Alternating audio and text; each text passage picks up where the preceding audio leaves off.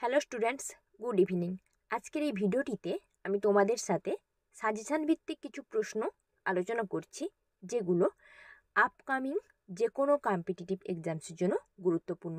বিশেষ করে যারা ক্লার্কশিপ ও মিসলেনিয়াস পরীক্ষার জন্য নিজেদেরকে প্রিপেয়ার করছো, তাদের জন্য ভিডিওটি ইম্পর্ট্যান্ট, তাই অবশ্যই শেষ পর্যন্ত দেখো। কোশ্চেন নাম্বার 1, অষ্টাঙ্গ হৃদয় কে লিখেছেন? অপশান দেখো কী কী দেওয়া রয়েছে। অষ্টাঙ্গ হৃদয় কে লিখেছেন? সঠিক উত্তর হবে অপশান ডি, বাগভাট। ইনি একজন মহান ঋষি ছিলেন, যিনি একজন আয়ুর্বেদ শাস্ত্রের একজন ঋষি বাগভাট, যিনি অষ্টাঙ্গ হৃদয় লিখেছেন।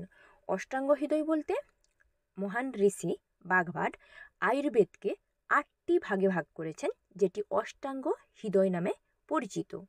ঠিক আছে, নেক্সট প্রশ্ন। লাইহারাবা কোন রাজ্যের স্থানীয় লোকনৃত্য? লাইহারাবা। সঠিক উত্তর হবে অপশান বি, মণিপুর।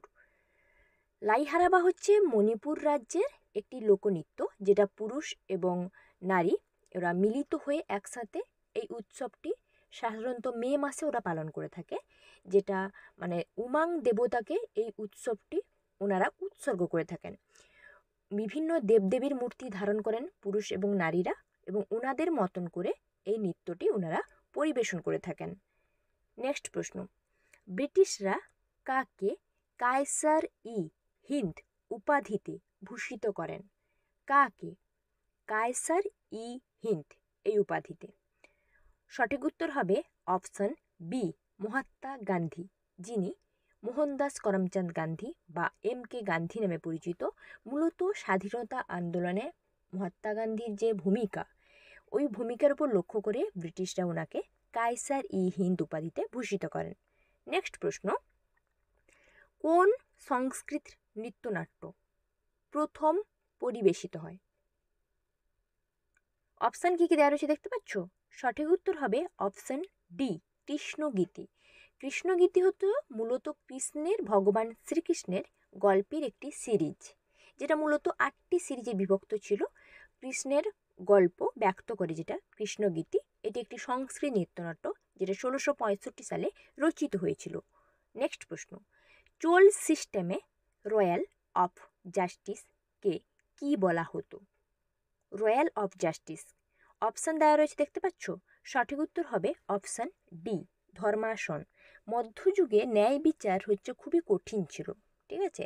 তো এটা একটা ধর্মাসন হচ্ছে একটা বিচার বিভাগ আদালত বলতে পারো, যেটা হচ্ছে চোল শাসন আমলে বা চোলদের সময় সেই বিচার বিভাগ আদালতটাকে রয়্যাল অফ জাস্টিস বলা হতো, যেটা চোল শিলালিপিতে ধর্মাসন নামে উল্লেখ করা রয়েছে। নেক্সট প্রশ্ন, কোশ্চেন নাম্বার 6। কার আমলে ভার্নাকুলার প্রেস অ্যাক্ট বাতিল করা হয়েছিল বা কে বাতিল করেছিলেন? একই প্রশ্ন।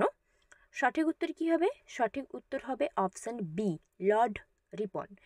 ভাইসরয় লর্ড রিপন 1881 সালে ভার্নাকুলার প্রেস অ্যাক্ট বাতিল করেছিলেন, এবং এই অ্যাক্টটি বাতিল করার পর যেটা হচ্ছে ভারতবাসীদের মধ্যে খুবই ক্ষোভের কারণ হয়ে ওঠে, যেটা স্বাধীনতা আন্দোলনের অনুঘটক হিসেবে কাজ করে। Question number 7। রাষ্ট্রকূট রাজবংশের প্রতিষ্ঠাতা কে ছিলেন? রাষ্ট্রকূট রাজবংশের প্রতিষ্ঠাতা। অপশান কী কী দেওয়া রয়েছে দেখতে পাচ্ছ। সঠিক উত্তর কী হবে দেখে নেব। সঠিক উত্তর হবে অপশান সি, দন্তি দুর্গ।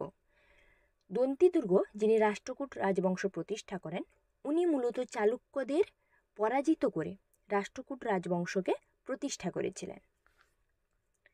নেক্সট, কোনটি কাবেরী নদীর উপনদী নয়? এখানে যে যে নামগুলো দেওয়া রয়েছে অপশানে, এর মধ্যে কাবেরী নদীর উপনদী নয় কোনটি, সেটা জানতে চেয়েছে। সঠিক উত্তর হবে অপশান এ, মুসি। মুসি হচ্ছে কাবেরী নদীর উপনদী নয়, মুসি নদীটি। ঠিক আছে, আচ্ছা নেক্সট প্রশ্ন যাচ্ছে। কোনটি অ্যালুমিনিয়াম ধাতুর একটি আকরিক?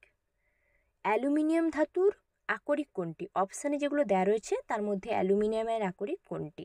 সঠিক উত্তর হবে অপশান এ, বক্সাইট। এটা হচ্ছে অ্যালুমিনিয়াম ধাতুর একটি আকরিক, এটা প্রধান আকরিক হিসেবেই ধরা হয় বক্সাইটটিকে। কোশ্চেন নাম্বার 10 কি বলেছে না সম্প্রতি কে তাইওয়ানের রাষ্ট্রপতি হিসেবে শপথ গ্রহণ করলেন? সঠিক উত্তর হবে অপশন ডি লাই চিংটে। উনি তাইওয়ানের রাষ্ট্রপতি হিসেবে শপথ গ্রহণ করলেন সম্প্রতি। নেক্সট প্রশ্ন, শ্যামজি কৃষ্ণ বর্মা কত সালে ইন্ডিয়া হাউস প্রতিষ্ঠা করেন? শ্যামজি কৃষ্ণ বর্মা, দেখো অপশান কী কী দেওয়া রয়েছে, সঠিক উত্তর কী হবে অপশান এ 1905 সালে। ঠিক যখন বঙ্গভঙ্গ কার্যকর হয় 1905 সালে, ঠিক সেই সময়ে শ্যামজি কৃষ্ণ বর্মা ইন্ডিয়া হাউস প্রতিষ্ঠা করেছিলেন। নেক্সট প্রশ্ন দেখে নেব কি রয়েছে, আলমাট্টি বাঁধ কোন নদীর উপর অবস্থিত? আলমাট্টি বাঁধ বা আলমাত্তি বাঁধও বলা হয়, একই প্রশ্ন। সঠিক উত্তর হবে অপশন সি কৃষ্ণা নদী। কর্ণাটক রাজ্যে কৃষ্ণা নদীর উপর অবস্থিত, যেটা হচ্ছে সর্ববৃহৎ বাঁধ বা সর্বোচ্চ বাঁধ, যেটা হচ্ছে প্রায় 509 মিটার উঁচু। এই বাঁধটি আলমাট্টি বাঁধ, যেটা হচ্ছে কৃষ্ণা নদীর উপর অবস্থিত। নেক্সট, কোন শাসক হায়দ্রাবাদে চারমিনার নির্মাণ করেছিলেন?